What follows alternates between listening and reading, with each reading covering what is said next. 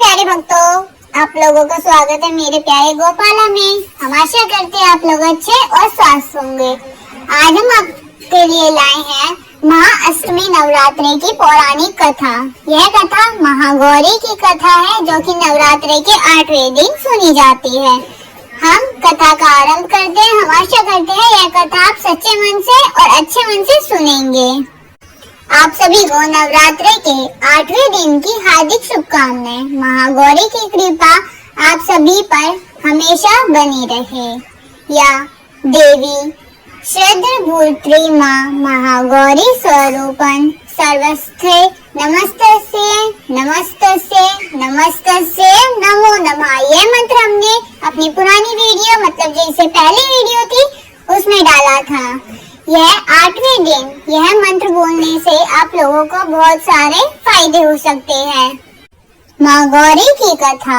देवी भगवती के 8वें स्वस्थ स्वरूप को महागौरी के नाम से जाना जाता है और महागौरी के पूजन के विशेष दिन नवरात्रि का 8वां दिन है, जिसे महाअष्टमी भी कहा जाता है।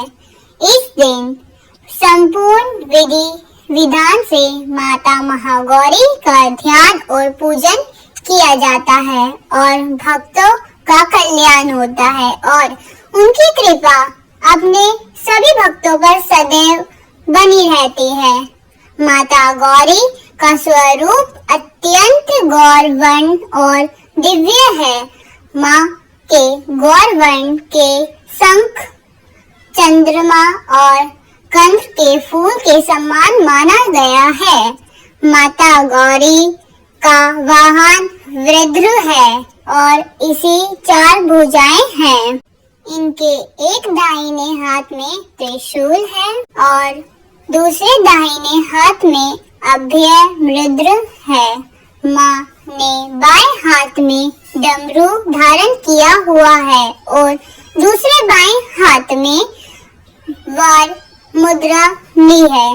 इस स्वरूप में माँ बहुत ही शांत पवित्र होती है। माँ महागौरी पूर्ण श्रेय वस्त्र और आभूषण धारण करती है, इसलिए इनका एक नाम शंभ्रधरा भी है। माता महागौरी की कथा इस प्रकार की है। पुराणों में वर्णित है कि अपने बाल्यकाल में ही माता पार्वती मन ही मन भगवान शिव को अपना पति मान चुकी थी। भगवान शिव से विवाह करने के लिए माँ पार्वती ने कई वर्षों तक कठोर व्रत और तपस्या की है, जिससे उनका पूरा शरीर एवं श्याम वर्ण यानी काला हो गया था। यह और फिर एक समय ऐसा आया जब भगवान महादेव माँ पार्वती की कठिन तपस्या से प्रसन्न हो गए और उन्हें पत्नी के रूप में स्वीकार कर लिया।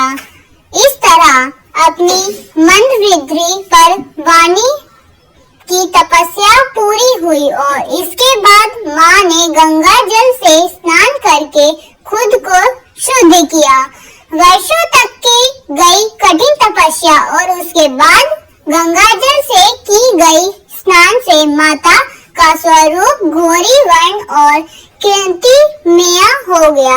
माँ का आया एक शंख और चंद्र के समान श्वेत वर्ण की थी, इसीलिए उनके अति गौर वर्ण के कारण उन्हें देवी महागौरी के नाम से जाना जाता।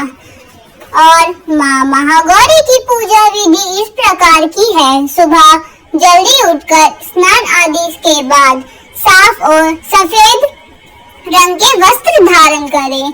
इसके बाद माँ महागौरी की प्रतिमा को गंगा जल से शुद्ध करने के बाद माँ महागौरी को सफेद रंग के वस्त्र चढ़ाएं, क्योंकि माँ गौरी को सफेद रंग के वस्त्र बहुत ही ज्यादा प्रिय थे। इसके बाद आप उनको सफेद रंग के फूल अर्पित करें, कुमकुम या रोली से उनको तिलक करें। इसके बाद माँ महागौरी के मंत्रों का जाप करें और साथ ही साथ माँ महागौरी को नारियल की बनी मिठाई और हलवे और काले चने का भोग अवश्य लगाएं। अंत में माता की आरती करें और माँ से क्षमा याचना भी जरूर करें। अगर आपसे पूजा की विधि संपूर्ण करने में कोई भी दिक्कत या परेशानी हो गई है या आपने कुछ अशुभ कर दिया है तो महागौरी आपको क्षमा करेगी। इसलिए पूजा करने के बाद अंत में आपको समय याचना जरूर करनी चाहिए और माँ से आशीर्वाद जरूर प्राप्त करना चाहिए।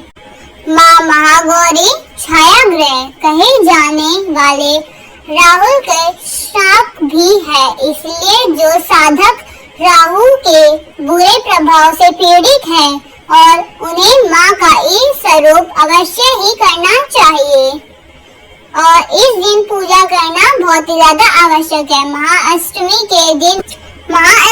के दिन विवाहित महिलाएं अपने सौभाग्य की रक्षा के लिए देवी माँ को चुनरी का चढ़ावा भेंट करें। चुनरी का चढ़ावा माँ को अत्यंत प्रिय है और माँ अष्टमी के दिन बहुत से घरों में कन्या पूजन भी किया जाता है।